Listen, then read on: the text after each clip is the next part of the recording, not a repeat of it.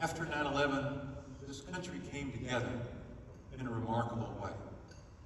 We ignored things that had once separated us. We held hands.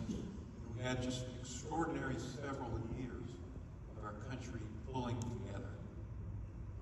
So often, some of the best things come from those horrific tragedies. And as I was standing there watching these firefighters go up and down, I thought, what will it take today to bring that sense of community back? Crown thy good with brotherhood from sea to shining sea. Those words sound so hollow right now. Sound so hollow right now. But when I was thinking about what I was going to talk about today, I said, I'm not going to talk about the art. I'm not going to talk about the literacy. I want to share my account of 24 hours, 9/11 through the next day. It was one of the most trying times in American history, but we came out of it pulling together. I joined the Department of Defense in the beginning of September. I went there to work for Secretary Rumsfeld as a special assistant. And he had a very grand vision of reform in the Pentagon, reform of the civil service system, military personnel system, plans to completely overhaul the contracting system, and also look into the services and try to make them more efficient. And I began work right after the Labor Day. And that's what he was working on. I came in several months into his work on that undertaking. But our plan was on September 11th at noon, he was going to give a major address to all the Pentagon employees about these very ambitious plans for reform within the system. 9/11 at noon. And in the morning of 9/11, he hosted a breakfast with members of Congress, House members and senators in his little private dining room. And I was attending that breakfast, and he brought up asymmetric threats. Colonel Quick can talk about asymmetric threats. I'm not sure I'd ever heard the term before. And people in the audience will talk more about that, Mr. Secretary, asymmetric threats. And he said, well, it's not going to be tanks, and it's not going to be airplanes. Our enemies are not going to attack our strengths. They're going to attack our weaknesses. And shortly into his presentation, a person came up and passed him a note and said, in the note, told him about the first airplane hitting the World Trade Center. And he said, I'm sorry, I hate to break this up, but I'm going to have to leave. There's been a tragic accident in New York. An airplane has crashed into the World Trade Center. And so he left. We continued to visit, and all the members of Congress hung around, and just very informal discussion. And then a person came up and said, the second plane has hit the other tower. Obviously, at that point, we knew it wasn't an accident. And I walked down to my office a few doors down, and the phone rang right when I walked in, and it was my brother, and he said, what's going on? I said, well, you probably know more than I do. I've been in a meeting. I haven't even turned on the television. And he said, I wonder if they're attacking iconic buildings in America. I wonder if they attacked the Pentagon. And shortly after that, I said, I don't know. I need to get off. And a few minutes later, the building shook. And you didn't really have any sense of what had happened. You couldn't even guess what had happened. And I was on the opposite side completely. So our side of the building was and I walked out of my door, and there was a man that cooked, and call it the SecDef mess, but the dining hall for the senior leaders in the department. He had on a cook hat and an apron, and he was shouting, there's a bomb on the roof! There's a bomb on the roof! Get out of the building! Where he got that idea, who knows? And then moments later, the fire alarm went off, evacuate the building, evacuate the building, evacuate the building. So everybody on our side just streamed out. And I don't know if you're familiar with the footprint of the Pentagon. It's got this grand mall, a grassy mall that goes all the way down to the Potomac River. And so we all walked out there, still not knowing what had happened. And we got out there and you saw smoke going straight up. It was, I'll never forget the morning. It was just a crisp August morning. In that part of the world, early September can be autumn. And crisp day could not have been a bluer sky. And this smoke was going straight up. Big cloud of smoke. No wind. And then a few minutes later, there was another explosion that shook everybody. And a plume of smoke went straight up from that and rocketed. Turned out later that was the fuel pod for the helicopter pad. It exploded because of the heat. And we didn't know what had happened. We didn't know it was an airplane. They told everybody to leave, and one of my colleagues' car was right there, and I got in his car, go home. And on the radio, they didn't mention the Pentagon. They mentioned that there was an explosion in Foggy Bottom, which is the State Department area. And they weren't talking about the Pentagon at all. They apparently news that had not gotten to this newscast. And we still didn't know if it was an airplane. We didn't know what. And so I couldn't call my home because the cell phone was swamped with all the traffic. And so I drove home, and my wife came to the front door, and she was as white as these tablecloths. She'd been in a Safeway and was checking out and heard these two women talking. Well, did you hear that an airplane crashed into the Pentagon? My wife said, what are you talking about? She said, well, you know about the World Trade Center. She hadn't heard that. Well, another plane crashed into the Pentagon. She tried to call me. Went home and burst into tears when she saw me. And we got in the car and went and picked up our kids. We had a high school or middle school or kindergarten. And went back. And I asked her to take me to the metro station so I could go back to the Pentagon. So I went back, and I was, got off, you couldn't get off the Pentagon metro station, got off the one shore, and walked over there, and they had everything barricaded off at that point. And this sounds like nothing today, but I was standing there with a fireman waiting to be let back into the Pentagon. And he said, you know, 9/11 is my business. And he said, isn't this incredible that this happened on 9/11? And for me, he named the day. And that's, of course, that's become, I think, for all of us. I went in the Pentagon, and at that point, the building was filled with a haze of smoke. And I went down, I knew where Secretary Rumsfeld would be at the National Military Command Center, and y'all have seen the pictures of it. Actually, they have seen it that night because he did a press conference. But, you know, all the map of the world and everything flying shows up on there. And of course, at this point, nothing was flying. And I sat down, and I recently had not that long removed from Congress, and so a few of us were assigned to take calls from members of Congress and senators, you know, what happened.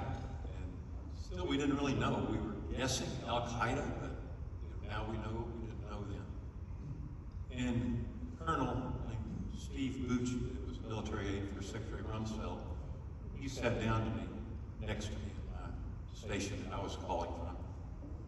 And he had a big bloody handprint on, in those days, the Army wore light green shirts, blouses. He had a big bloody handprint. He had gone back and was pulling people out of the rubble. And it hit me at that point. He sent the civilians out in front, and the people in uniform just went to the sound of the explosion.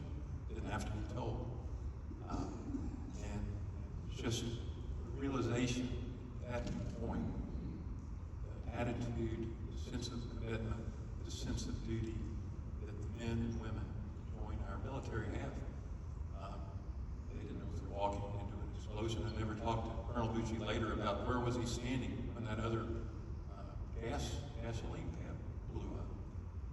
But a couple of anecdotes I want to share, and I don't want to run long. We had Secretary Rumsfeld was down there and asking people what to do, trying to absorb as much information as he could, and information was just flowing in, a lot of it. Colonel Cook knows that first information after a catastrophe is usually wrong. So there were a lot of rumors. We were chasing all sorts of rumors down.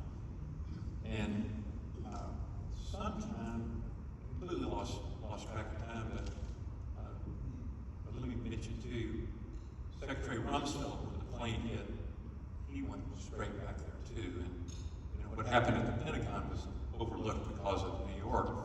But he was back there with the Colonel Bucci's, with stretchers, pulling people out of the rubble and taking people, ambulances. He went straight back there. He was an extraordinary leader. I just so thankful that I had the chance to work for him, and I'm so inspired by the lessons that I learned from him. But late in the day, the White House called, and the Pentagon was just billowing, still burning, but billowing smoke.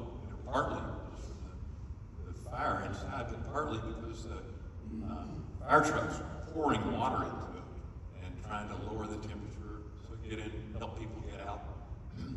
And it looked like the Department of Defense was incapacitated. So the White House called and told Secretary Rumsfeld, I don't know who he actually spoke to, we need you all to have a press conference because we need the world to see that our Department of Defense is up and running. We don't want anybody to underestimate our ability to respond to an attack right now. And they said, and we want you to do it at the Citgo station. And that won't mean anything to any of you all, but the afternoon after the plane hit the Pentagon, all the national press set up at a Citgo filling station, maybe half a mile to the west of the Pentagon. And the backdrop for anybody that was broadcasting from the Citgo station was the Pentagon enveloped in smoke.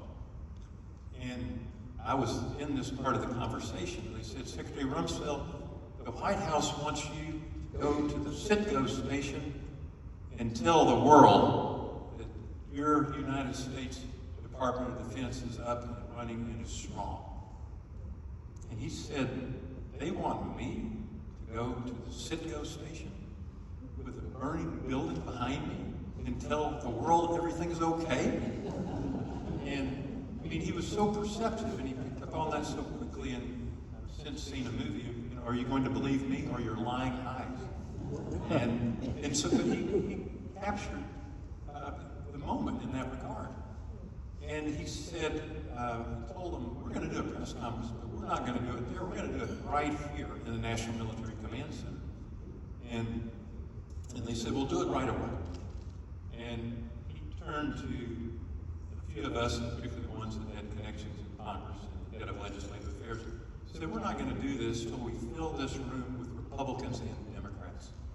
I want the senior Democrat and the senior Republican on every defense committee, appropriations committee, armed services committee. And we're not going to have this until this stage is filled with Republicans and Democrats. And they're going to see that not only is their Department of Defense having that great big radar screen behind it, but they're going to see that this country is united. This isn't Republican, this is not Democrat, this is America. And again, for his extraordinary leadership at that point, to look over the hill, one, to be in the Pentagon, and two, thinking the world needs to see America together. And we scrambled, we called all over town, we sent cars for people, and we got every leader, including the leadership outside of the military committees, there for the press conference.